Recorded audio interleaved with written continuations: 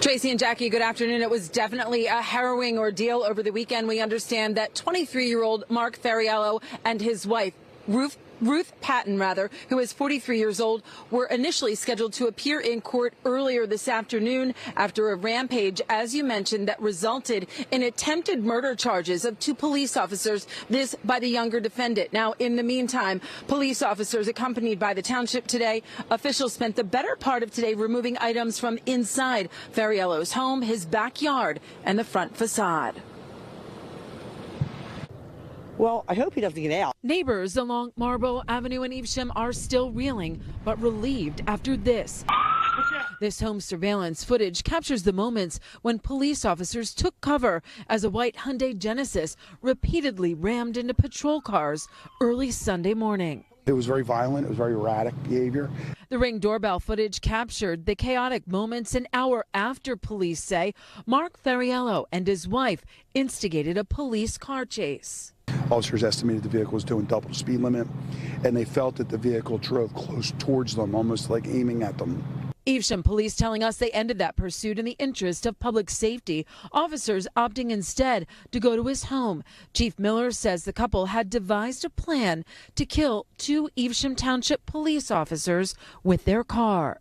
We were hoping the conclusion wasn't the violent conclusion that did occur, but nevertheless, I think we're at a good spot right now. We're making some progress here today.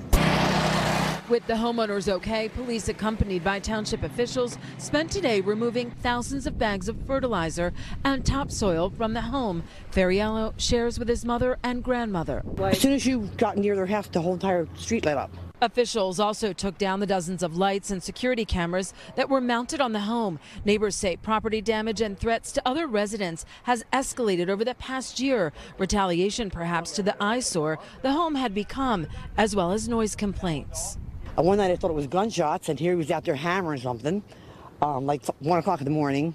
And I have a baby in the house, so it's kind of tough with the baby. During Sunday's rampage that ended with massive damage to those police cars, one resident's car was also very badly damaged. Very scary, because he could have came right on my yard.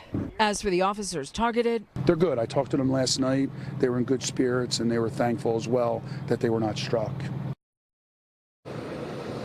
Now, we asked, but Ferriello's mom did not wish to speak to us on camera today. Her son faces a long list of charges, including 2 counts of attempted murder of a police officer as well as aggravated assault. Burlington County tells me there will be a detention hearing for both of the defendants this Wednesday, May 3rd. In the meantime, this all comes ahead of a neighborhood meeting tonight that police are holding. What they hope to accomplish with some of the residential feedback. They will also have an update on how K-9 Officer Tango is doing after he was in the car when it was smashed. For now, that is the latest. Reporting live in Evesham Township, I'm Cydney Long, NBC 10 News.